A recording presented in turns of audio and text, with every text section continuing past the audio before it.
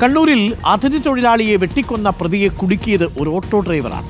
Morazha കുളിച്ചാലിലെ auto തൊഴിലാളി മനോജിന്റെ സംയോജിതമായ ഇടപെടലാണ് പ്രതിയായ ഗുഡു എന്ന സുജയ് കുമാറിനെ രക്ഷപ്പെടാൻ കഴിയാതെ പോലീസിന്റെ കൈകളിൽ എത്തിച്ചത്. ഞായറാഴ്ച രാത്രിയായിരുന്നു മൊറാഴ കുളിച്ചാലിൽ അതിഥി തൊഴിലാളികൾ തമ്മിൽ കയ്യാങ്കളി ഉണ്ടാവുകയും ബംഗാൾ സ്വദേശി ഇസ്മയിൽ കൊല്ലപ്പെടുകയും ചെയ്തത്.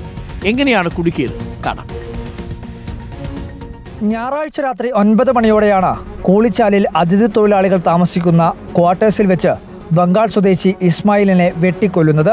കെട്ടിടത്തിന്റെ ടെറസിൽ വെച്ച് കൊല നടത്തി പ്രതി ബംഗാൾ സ്വദേശി ഗഡ്ഡു എന്ന സുജയ് കുമാർ രക്ഷപ്പെടാൻ ശ്രമിച്ചു.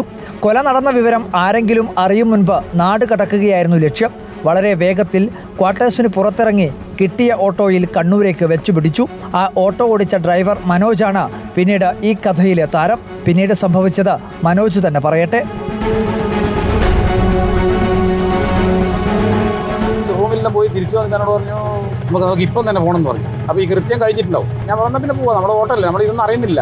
അങ്ങനെ ഓട്ടം പോയി ഒരു 2 കിലോമീറ്റർ കഴിയുമ്പം വീടിന് എനിക്കൊരു അടുത്ത് നമ്മളൊരു കടക്കാരുണ്ട്, ദാമോദരൻ എന്ന് പറഞ്ഞു. പുള്ളി എന്നെ വിളിച്ച് പറഞ്ഞു, എടാ ഇങ്ങനെ ഒരു സംഭവം ഉണ്ടാവും, നീ കൊലപാതകം കൊണ്ടാണ് പോകുന്നു, ഇങ്ങനെ ചെയ്തിട്ടുണ്ട്, അതുകൊണ്ട് അവൻ എത്രയും പെട്ടെന്ന് എവിടെ എത്തിക്കേണ്ടത് സ്ഥലത്ത് എത്തിക്കണം എന്ന് പറഞ്ഞു. മനോജിനെ പോലെ തന്നെ കൊല നടത്തിയതിന് ശേഷമാണ് ഇസ്മയിൽ ഓട്ടോയിൽ കയറിയതെന്ന് മനോജിനെ വിളിച്ച് വിവരമറിയിച്ച കൂളിച്ചാലിലെ വ്യാപാരി ദാമോദരേട്ടനും ഈ ത്രില്ലർ കഥയിൽ താരമാണ്. പ്രതിയെന്ന് സംശയിക്കപ്പെട്ട ചങ്ങായി ഇറങ്ങി വരുന്നുണ്ടായി. വന്നിട്ട് മനോജ് എവിടെയുണ്ടായി, മനോജോട് കണ്ണൂർ പോകണം, അർജന്റാണ്, കണ്ണൂർ പോകണം എന്ന് പറഞ്ഞാൽ പോയി. ഇവനെ കൊത്തിയിട്ടാണ് പോയത്. ഞാൻ മനോജിനെ വിളിച്ചിട്ട് പറഞ്ഞു, ഉടനടി വളവാറിന് ശേഷം എവിടെ എത്തിയെന്ന് ചോദിച്ചാൽ പാപ്പനശ്ശേരി എത്തിയെന്ന് പറഞ്ഞു. വണ്ടി സ്ട്രൈറ്റ് വളവട്ടണം സ്റ്റേഷനിൽ എത്തിക്കുവാൻ പറഞ്ഞു. വളപട്ടണം പോലീസ് സ്റ്റേഷനിലേക്ക് പ്രതിയെ ഓട്ടോയിൽ എത്തിക്കുമ്പോഴേക്കും കാര്യത്തിന്റെ ഗൗരവം മനസ്സിലാക്കി പോലീസ് ഉദ്യോഗസ്ഥരും സജ്ജരായിരുന്നു. എന്തായാലും രക്ഷപ്പെടാൻ വേണ്ടി ഇറങ്ങിയ പ്രതിയെ ഒരു നാടിന്റെ ഒന്നാകെയുള്ള ഇടപെടൽ കൊണ്ട് നിയമത്തിന് മുന്നിലെത്തിക്കാൻ കഴിഞ്ഞുവെന്നതാണ് ആശ്വാസം.